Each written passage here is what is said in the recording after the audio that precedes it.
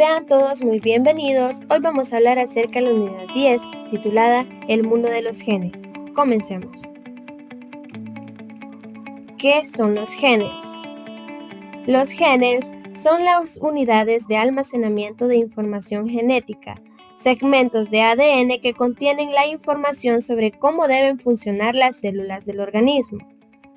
Tienen elementos que indican de dónde a dónde se tienen que leer, y su contenido determina la composición de las proteínas que se forman. Se encuentran en los cromosomas en el núcleo de la célula. Tenemos 23 pares de cromosomas. Para formar cada par, heredamos un cromosoma de la madre y otro cromosoma del padre, y de ellos 22 padres son autosomas y un par son cromosomas sexuales, XX en el caso de las mujeres y XY en el caso de los hombres. El ADN de cada célula consta de 300 millones de bases nucleótidas. Entre ellas tenemos la adenina, la timina, la guanina y la citosina, que son las letras con las que se escribe la información genética. Entre ellas tenemos la A, la T, la G y la C, que son las que representan las bases nucleótidas del ADN. Todas las células contienen copias completas de esta información genética, una copia de origen materno y una copia de origen paterno. Pero, ¿cómo se clasifican los genes? Los genes son cadenas de nucleótidos, proporciones del ADN que aportan a la información para la síntesis de unas proteínas concretas. Veamos cómo se clasifica y qué función tienen sus propiedades. Como es natural, la humanidad siempre ha intentado encontrar un sentido a su propia existencia, pero por muchas cuestiones fisiológicas, porque queramos abordar y por muchos enfoques que tomemos, lo cierto es que la existencia humana es posible y únicamente gracias a una cosa: a los genes. Como cualquier otro ser vivo, desde la bacteria más simple hasta la secuoya, el material genético contiene todos los ingredientes que constituimos para programarnos y regularnos. En estos genes está toda la información sobre quiénes somos y pues quiénes seremos. Los genes son el pilar de la vida y sin ADN no hay existencia posible. Y es gracias a estos sistemas que leen el libro de instrucciones, que es el material genético de nuestras células, que saben cómo funcionar. Pero, ¿qué exactamente son los genes? ¿Cómo determinan nuestra anatomía y fisiología? ¿Y todos son iguales? Las unidades celulares presentes en el núcleo de la célula, donde están codificadas absolutamente todas las instrucciones para el funcionamiento de nuestras células, los genes pues son las unidades de funcionamiento del ADN, ya que aportan instrucciones exactas acerca de cómo tienen que ser y comportarse las células a nivel tanto atómico como fisiológico. Pero, ¿qué es el ADN? ¿Qué es el material genético? ¿Y qué son los nucleótidos? Todas las células eucariotas, animales, hongos, plantas, protozoos y cromistas tienen en el interior de su citoplasma un núcleo. Este básicamente es una región protegida por una membrana donde se encuentra el ADN. Este ADN o material genético es el conjunto de genes único de este organismo y está presente en todas y cada una de las células, que luego forman cada una y el grupo de las células, ya sea en especial porque se expresan solo determinadamente los genes, pero una neurona hasta una célula muscular, todas tienen el mismo ADN en su núcleo. Y este ADN es la esencia, una sucesión de nucleótidos. Por tanto, esos nucleótidos son las partes más pequeñas del material genético, algo así como una pieza o partes de la pieza de un rompecabezas. Se trata de moléculas que al juntarse entre ellas portan toda la información genética del individuo.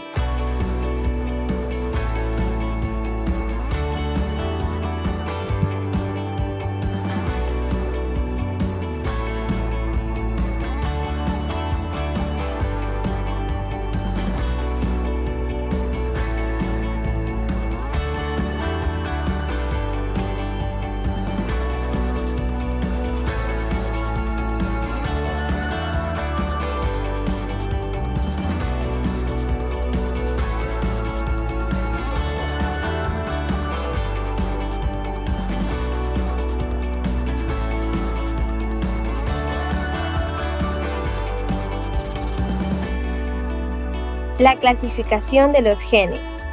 Ya hemos entendido que los genes son secuencias de nucleótidos dentro del material genético, total que portan información para cada síntesis de una proteína concreta. Ahora bien, dependiendo de sus características, grado de expresión, regulación celular, funciones, y estos pueden tener distintos tipos. Entre ellos tenemos los genes codificantes. Los genes codificantes son los genes por excelencia en el sentido que cumplen exactamente con la definición que hemos dicho. A nivel académico son los más sencillos de comprender. Se trata de los genes formados por una secuencia de nucleótidos que al ser leída codifica para una única proteína específica. Tenemos también los genes reguladores. Los genes reguladores son secuencias de nucleótidos dentro del ADN y cuya función no es la de codificar para una proteína y permitir su síntesis, sino coordinar la expresión de los genes codificantes, es decir, son los genes que determinan cuándo y desde dónde tienen que leerse un gen codificante, para que tengamos justo la proteína que queremos y cuando queremos. Hay algunas que solo se necesitan cuando la célula se divide, por ejemplo, y aquí entran en juego los genes. Los pseudogenes. Como podemos deducir por su nombre, los pseudogenes no son exactamente genes, y es que se trata de secuencias de nucleótidos que hemos heredado de la evolución biológica y que en algunas especies de las que procedemos así tenía la función codificante o reguladora, pero que actualmente ya no desarrolla ninguna función. Por lo tanto, son regiones del ADN que no cumplen con ninguna función de expresión, de proteínas ni de coordinación del material genético que hemos mantenido en nuestro genoma.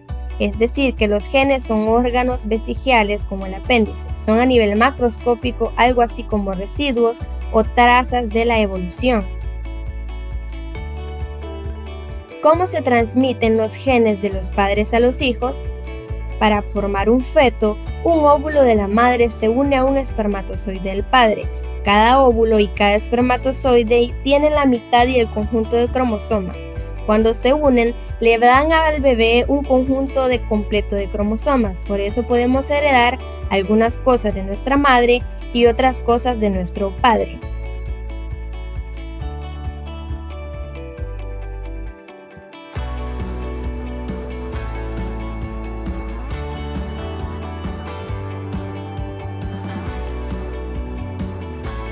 ¿Cómo ocurren los trastornos genéticos?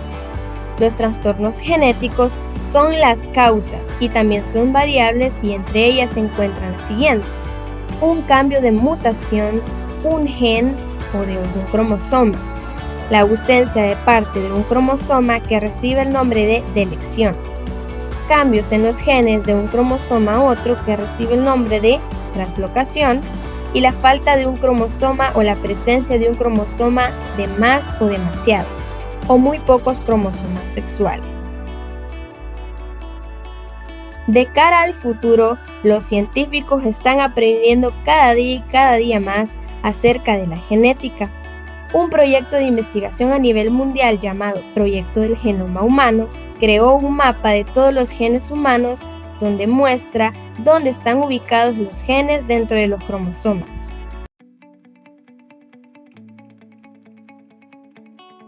Tenemos dos juegos de cromosomas, uno procedente del padre y otro procedente de la madre.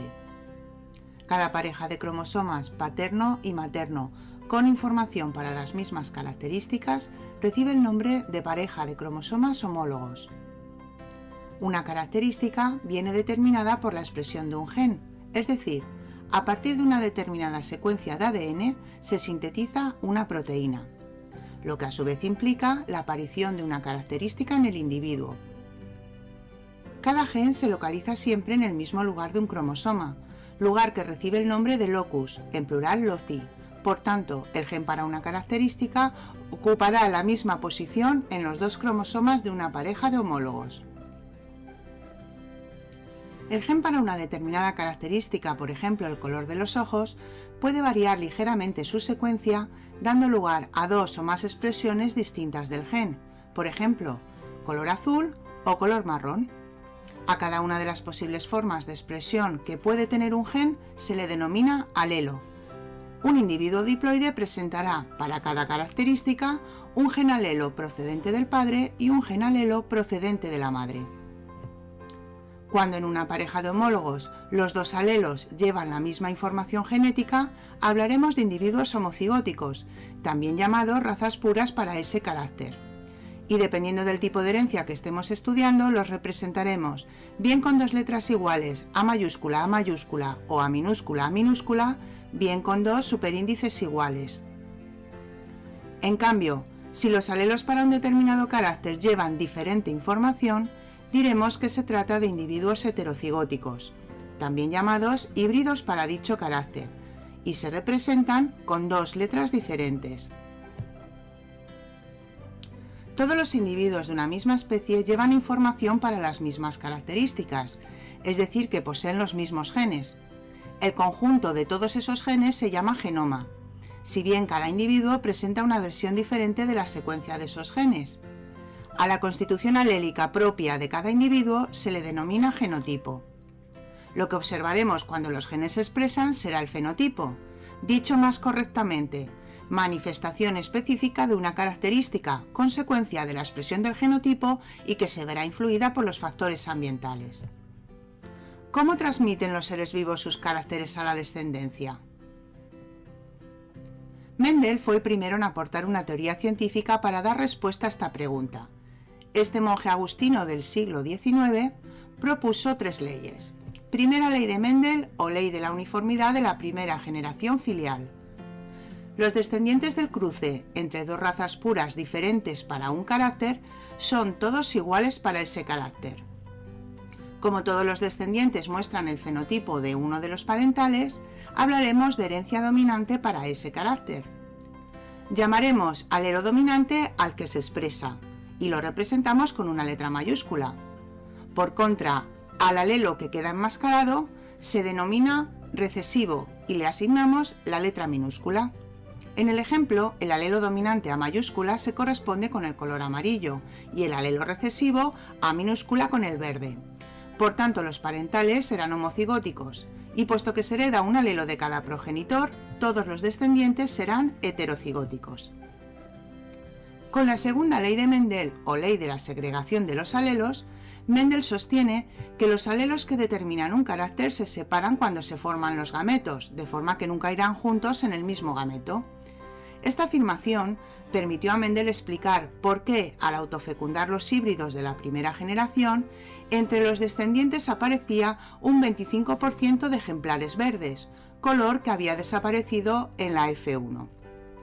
Teniendo en cuenta el planteamiento de Mendel, los híbridos amarillos de la primera generación formarían dos tipos de gametos, los que llevaban el alelo A mayúscula y los que contenían el alelo A minúscula. Al representar los posibles resultados de la fecundación, se obtendrían los resultados que aparecen en la siguiente tabla, llamada tabla de Punnett, confirmando las proporciones que Mendel había observado. Tercera ley de Mendel o ley de la independencia de los caracteres hereditarios. Mendel propuso su tercera ley al plantearse cómo se heredarían dos caracteres. Para ello, cruzó plantas de guisantes amarillos lisos con plantas de guisantes verdes y rugosos. Todos los guisantes de la primera generación eran iguales, amarillos y lisos. Al realizar la autofecundación, se obtuvo una segunda generación en la que de cada 16 descendientes, 9 eran amarillos lisos, 3 amarillos rugosos, 3 verdes lisos y 1 verde rugoso. Para explicar estos resultados, Mendel propuso que los genes que determinan cada carácter se transmiten independientemente, por lo que los alelos responsables de un carácter no solo se transmitirán por separado a los gametos, además se combinarán con alelos de otros caracteres de todas las formas posibles. De ser así, los posibles gametos producidos por las plantas de la primera generación serán estos. Y al representar los posibles cruces de fecundación, comprobó que, efectivamente, las proporciones se correspondían con las observadas. Ojo, esta ley solo se cumple cuando los genes se localizan en pares de cromosomas homólogos distintos, o bien están muy distanciados en el mismo cromosoma.